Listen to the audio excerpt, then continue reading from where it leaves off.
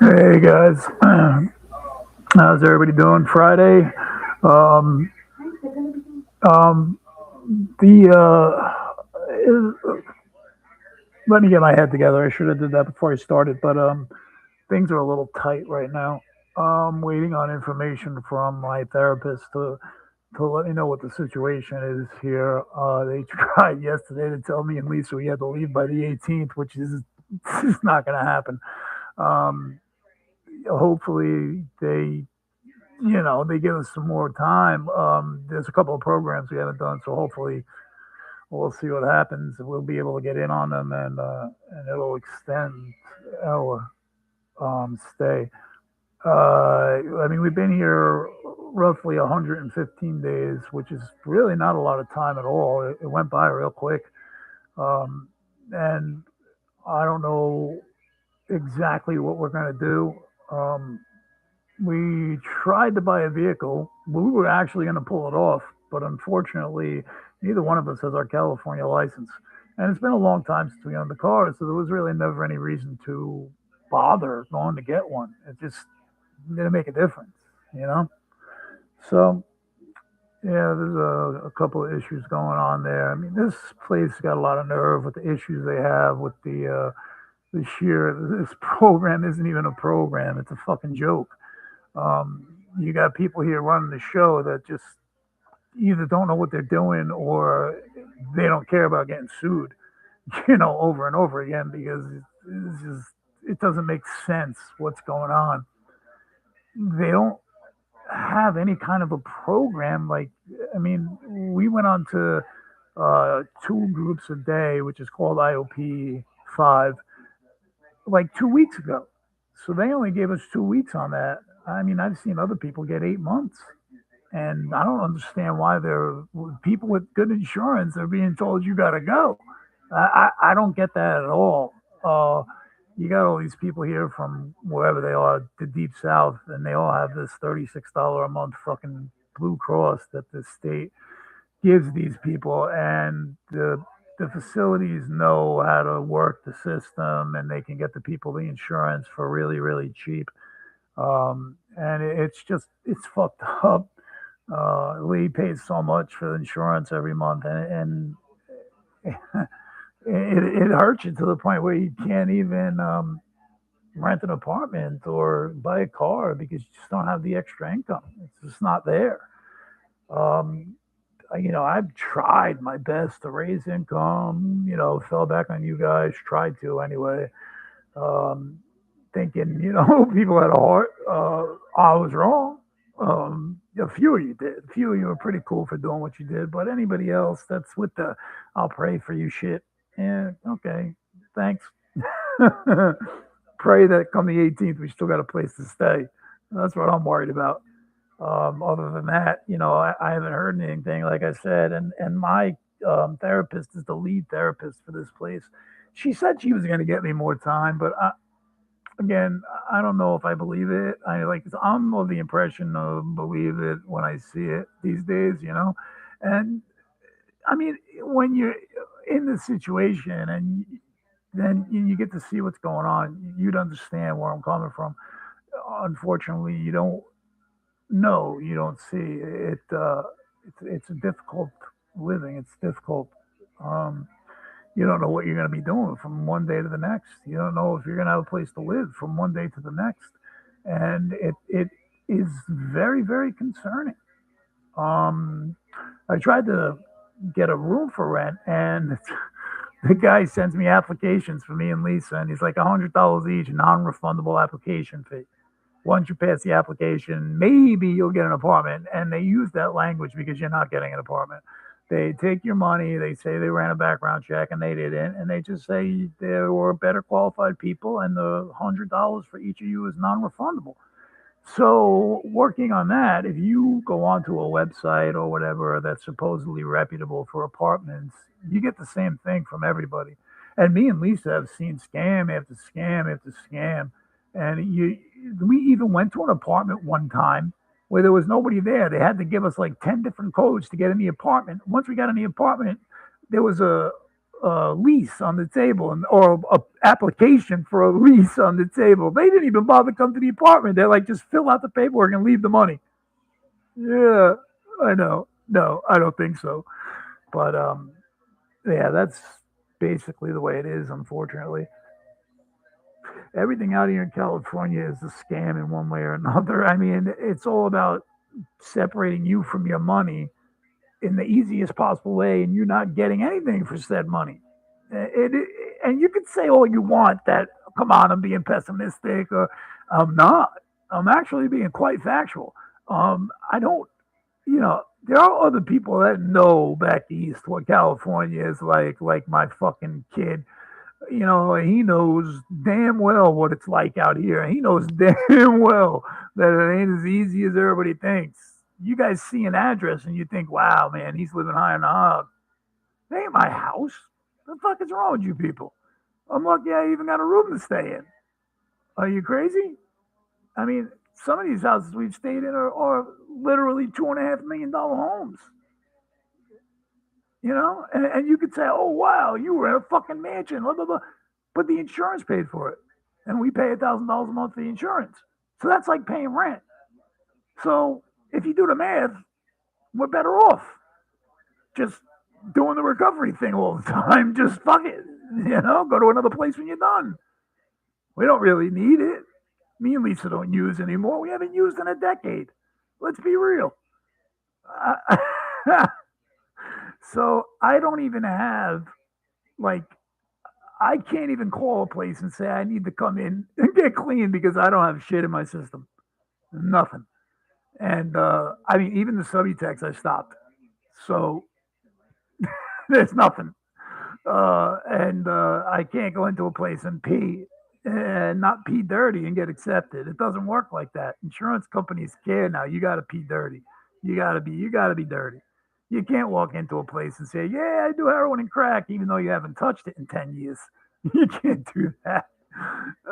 And as you all know, I'm trying to work in this fucking field, and all I keep getting is just nonstop, bullshit. You know what I mean? I got to do the Indeed thing. I've been lazy this week, more of a depressed than lazy, because I'm just so tired of everything not working out. And every fucking time you try to do something, you fail, and that just gets to you. It starts to really make you think, what is wrong with me? You know, what is so wrong that nobody likes or nobody sees, or I don't know. And you know, as far as applying for jobs go on like Group Solutions, I write letters in the about me, and I try to talk to people and network and do whatever I can. Um, it would be nice to start earning some money in this field because I'm broke as shit, and you know, seriously, you know what I mean? Why do you think I'm doing GoFundMe's and shit? I'm hoping somebody has a fucking heart, you know? Um, it's that bad. Otherwise, I wouldn't give a shit. I wouldn't care. I mean, doing a GoFundMe is probably the last fucking straw that you can do. If the family can't help you or friends can't help you, well, I don't have any friends, so I'm not even going to go there because I really don't have any friends. And it's just how it is. I mean, I have acquaintances. Yeah, a bunch of those, but nobody that's in any position to help me in any way when they can't even help themselves. So I understand that. I mean, I'm not a fucking asshole that, give me your fucking money or you suck. I'm not about that. But like I said, if you want to help, help. If you don't want to help, just don't leave nasty comments. Don't start yelling, get a job, because you don't know my situation. You don't know it. You don't know Lisa's. You don't know mine. Okay? Between cancer and heart attacks, you tell me who's going to be going to work in the immediate future. Nobody. And then the fucking state wants to cut me off.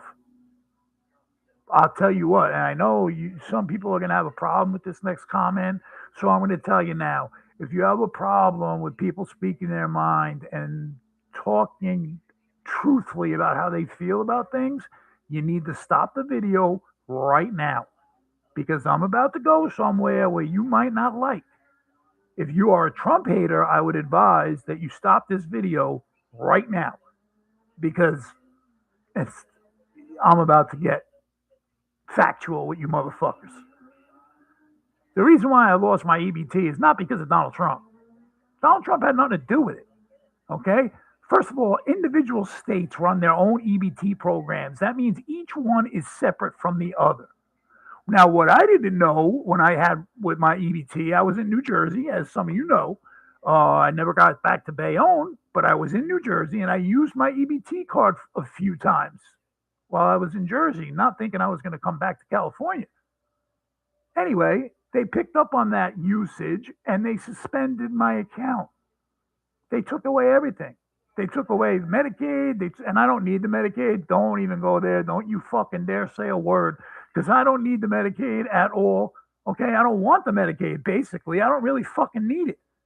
But I have to take it if I'm going to do the work program and all this other shit. And the doctor had to fill out the paperwork. And even though all this shit is done and it was done, the paperwork you have to fill out and put in is called the SARS 7. I did all this 10 days before the due date of the fucking thing. And they still denied me because some stupid motherfucker who doesn't know how to speak English named Mohammed didn't know what the fuck he was doing. And he fucked my whole account up. It's that simple. Why don't you fucking hire people that know how to speak the fucking language? Because, come on, really? And and then you got people saying on my posts about me saying I lost my EBT, I'll get a job. I'll tell you what, dickhead. Between my hip, my knee, my back, I can't do physical labor anymore. I wish I could. I'm only 57 years old. So I wish I could work in a warehouse driving a forklift or something like that. What do you think?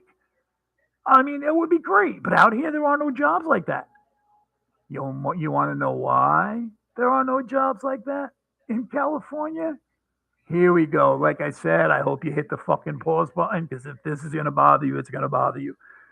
Mom, this means you. California is a sanctuary state. California caters to illegals. People crossing the border illegally still, every day, get catered to, handed all kinds of programs, money, health insurance, housing, everything. Free school for their kids, free food, free everything. They roughly get $3,000 a month for a family of 5, which I read about, and yes, that's what it is. That's a fact. So a family of 5 or better gets even more money if you have, say, 6 or 7 or 8 kids. Then the rate goes up, and some of these people get $7,000-8,000 a month in money and food stamps, and they're illegal. They're not even supposed to be in the fucking country. But the food stamp committee in California doesn't recognize these people as illegal because it's a sanctuary city, a sanctuary state. So they don't get recognized as illegal. They get recognized as citizens, and they're not fucking citizens. And so to that I say, if my last name was Sanchez or Gomez and I came from Mexico, do you think my shit would have got canceled? Hell no. I would have got handed more money. I just think that it's just completely crazy. I really do. It's so out of whack. And look at the money they get handed. And you guys might want to think, well, you think me and Lisa get 500 and change a month for food stamps. Do you think that feeds us for the whole month? If you do, you bumped your fucking head. Now, I know food stamps and that's supposed to be supplemental income. Yes, it is. I agree. I've been going for supplemental income with Social Security for fucking years now, and I still haven't gotten my shit. It takes a long fucking time. So I will probably be retirement age before I even see any of that fucking money. And that's what I worry about. It just the time just keeps ticking by and I ain't getting any younger. So yeah, I worry about all this shit. I have to. Christ. So the situation is precarious at best right now. And I'm a little concerned because I still haven't heard anything yet today. It's a little bit after 11 o'clock on the West Coast, and I'm nervous. I'm nervous to hear you know, whatever is going to come down the pike. And the reason why I'm getting a little bit nervous now is because it's after 11 o'clock. I know they had a meeting last night. I know they had another meeting this morning. I haven't heard anything yet, which to me signifies bad news. And my therapist is trying to get together a packet of, places we could go. They'll give us resources, but that's all they'll do. They'll just say, here's a list of places you can try. And if they take you, they take you. If they don't, they don't. But at that point, they also have the right to say, you have to leave the property. And me and Lisa can't just leave the property. It just can't happen. We have so much shit in this fucking room, you know? Um, I ordered moving supplies because, again, if it does come down to where we have to leave, I have to put all this stuff somewhere. And I don't I I mean the room is so small, guys. It's like a fucking it's two jail cells side by side. That's what it is. The room is two jail cells side by side, and we have everything we own in these rooms. There's no dresser, there's no drawers. We have a closet that Lisa sticks everything in and does her best, but it's still not enough room. Um, so hopefully, I had to order these moving bags. They hold like a couple 100 pounds each, and I'm gonna start when they get here on Saturday. I'm gonna start packing everything just to be proactive, just in case.